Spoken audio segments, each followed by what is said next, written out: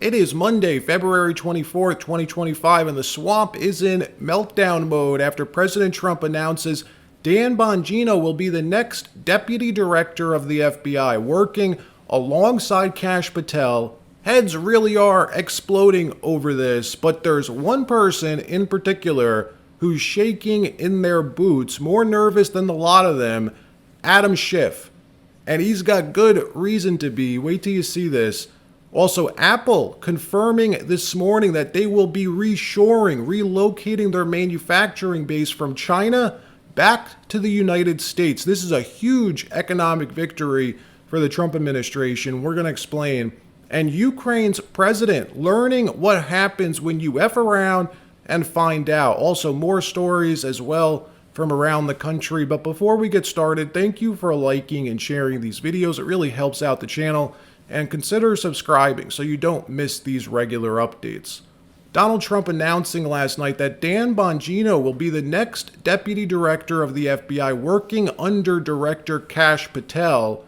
Trump making the announcement on Truth Social, writing, "Great news for law enforcement and American justice. Dan Bongino, a man of incredible love and passion for our country, has just been named the next deputy director of the FBI by the man who will be the best ever director, Kash Patel." Dan Bongino taking to his podcast to publicly accept the role and make a promise to you, to all of us. Watch. Vision of President Trump, Attorney General Bondi, and Director Patel. I am going to do my job to implement that vision. And I can tell you right now, we are going to try our best. Every single thing I have in me, every single strand of DNA cell in my body is going to be dedicated towards keeping this homeland safe, no matter what.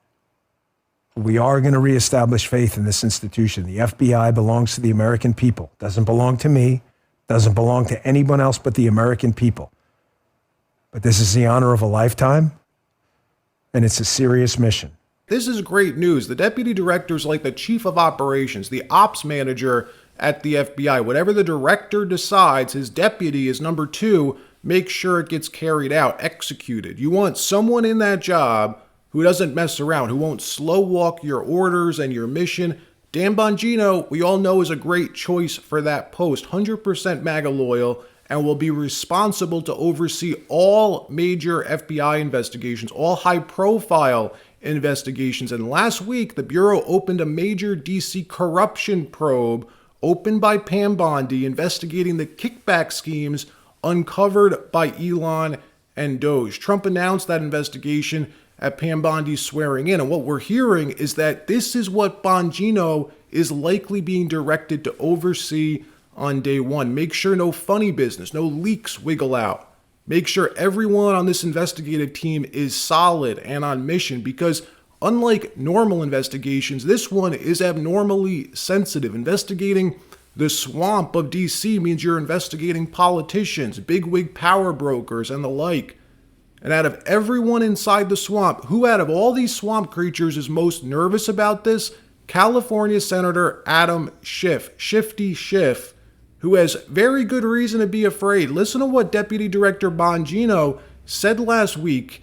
Watch this. Why is Adam Schiff so worried? Folks, I strongly encourage you to go back and take another look today at the Russia collusion hoax. I know it's a story that's old and a lot of people want to move on. I'm going to be straight with you. I don't want to move on. We had the FBI in conjunction with the Department of Justice, officials in Congress, foreign governments, and intel people fabricate a story, invent a story that could have caused and done serious long-term harm to international relations with a nuclear-powered foe. It's kind of a big freaking deal. I'm not letting it go. And you listen to me. This is going to be very important in the coming days. I'm not letting this go. I want to find out what happened, because it can never happen again. Not to a Democrat, not to a Republican, not to a Libertarian, not to any United States citizen. You do not get to alter or try to change the course of electoral politics by fabricating a story, hijacking the justice system then to give the patina of truth to a fake story. You don't get to do that. Why do I bring that up now? Because who is the ringmaster of that circus? Yes, Adam Schiff. And no, I'm not letting it go. And really consider how amazing this is. The same agency that helped frame Donald Trump for Russian collusion and raid Mar-a-Lago is now being run by Kash Patel and Dan Bongino. If this was a movie, you wouldn't believe it. In another story, Apple announcing this morning $500 billion reshoring investment in the United States over the next 4 years. The goal to reshore, to move their manufacturing base back to the U.S. from China. This is huge news, huge economic news, announcing plans to build a new AI server factory in Houston, hire 20,000 new American workers, good, solid manufacturing jobs focused on AI and silicon engineering. We reported on this last week before they announced this news. We were hearing from Trump World that one of the largest companies on the planet was planning to move manufacturing from China back to the U.S. We read between the lines that it was Apple. Apple's the largest company on the planet, and it turns out it was. Watch. $1 trillion. That's the largest ever U.S. spending plan for the world's biggest company, and it comes with thousands of new jobs across multiple states. Apple is spending 50% more this year in 2025 than it did during the first Trump term. So $500 billion over 4 years this time. 4 years, not 5 years like they usually do. 20,000 new jobs, a new AI server factory in Houston, Texas. This is a huge deal. All iPhones and Apple products are manufactured in China, along with almost every other manufacturing company. The U.S. is an importing nation, the exact opposite of China. They've robbed our jobs, folks, all made possible through American politicians and prior presidents who purposely stripped this country of parts, sold it off to the highest bidder. Trump's economic policy is to fix that. Rebuild our manufacturing base. He started weeks ago by implementing a 10% universal tariff on all Chinese imports. What do you know? Apple announcing they're falling in line. They'd prefer to not pay that 10% tariff to build cheaper in China. They can avoid the tariff by building in the United States. Tim Cook writing on X this morning, as a proud American company, we are thrilled to continue to make significant investments in the U.S. Today, we're announcing a $500 billion commitment to support American innovation, advanced manufacturing, and high-tech job creation. Trump posting on Truth Social, Apple has just announced a record $500 billion investment in the U.S. The reason, faith in what we are doing, without which they wouldn't be investing 10 cents. Thank you, Tim Cook and Apple. And why is Trump so thrilled about this? Apple is the largest company in the world. This is what you want if you're Donald Trump. Smaller companies will now follow their lead. Here's what even Mike Allen, co-founder of left-wing media company Axios, admitted this morning about this, just how significant this really is. Watch. This Apple announcement this morning, which just popped 6 a.m. Eastern, all the details are up, the lead story on Axios. This is a landmark story for a couple of reasons. One, the effort by the president to bring manufacturing back to the U.S., this is a massive commitment to that. And as we say in our story, this gives Trump the leverage to say to other companies, Apple can do this. Apple is bringing these jobs into the U.S. Apple is investing in the U.S. Why can't you? Why won't you? And the statement out this morning from Apple CEO Tim Cook, talking about being bullish on the future of America, talking about writing a extraordinary new chapter in the history of American innovation. So that's one bucket.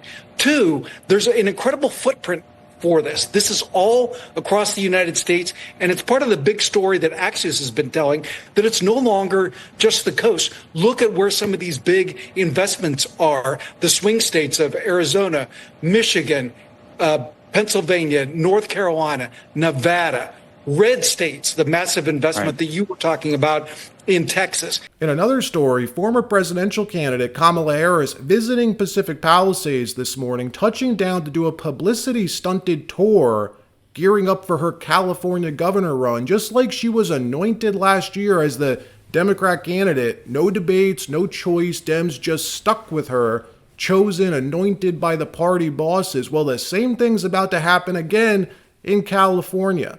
Watch her today speaking to reporters on the ground in Pacific Palisades. Imagine, just imagine if she had won. This is who our president would have been for the next 4 years. Lord help us. Watch.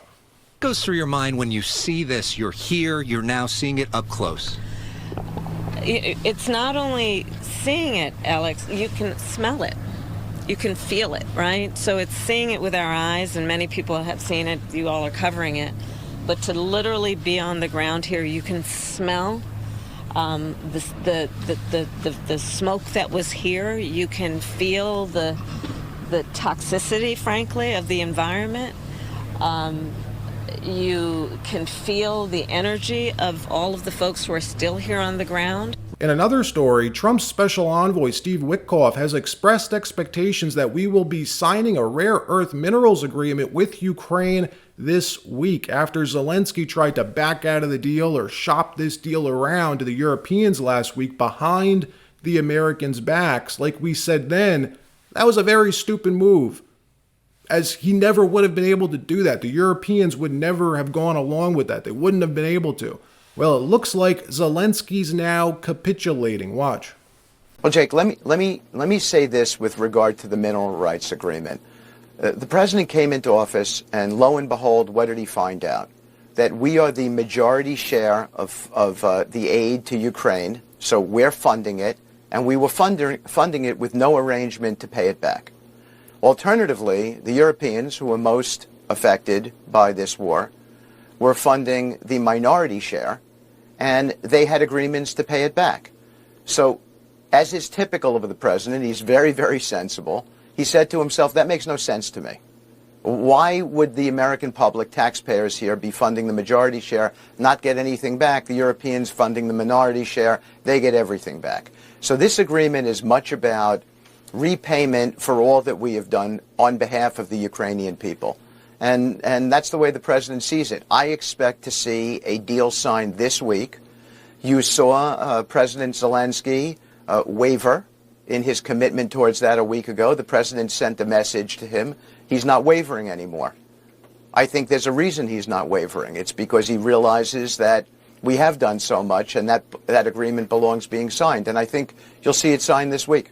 We are talking close to $500 billion in rare earth minerals that are critical to national security. The types of minerals that China has carte blanche control of at the moment. Almost like 98% or something of all rare earth minerals are mined from China. And in return for all the money and support that we've given Ukraine over the last 3 years, President Trump wants something in return. I think it's a pretty good deal. Zelensky coming out yesterday hinting that he realizes this. He realizes he has no choice but to do this deal, telling reporters that it's not $500 billion, not $300 billion. He believes the U.S. only gave his country $100 billion and that Ukraine doesn't owe the U.S. anything, that the money was gifted to him by Joe Biden. What? We'll see about that. Watch. Я знаю, що у нас було 100. І це факт. І я не збираюсь визнавати 500. Хто б що не говорив, як би ми не спілкувалися. При всій повазі, ще раз, при всій повазі до партнерів, але, я стійко стою, тому що це правдива ситуація. Абсолютно ми праві. І друга ситуація, якщо чесно, навіть 100 мільярдів я не готовий фіксувати. Поясню чому. Тому що ми не маємо визнавати гранти як борги. Подобається це чи не подобається? Я домовлявся з Байденом і домовлявся з Конгресом Сполучених Штатів Америки. Я вдячен Конгресу. Це була присутність двох партій і підтримка. Look, this is all negotiation. He's trying to get some leverage, push back a little bit, because behind the scenes, this is happening.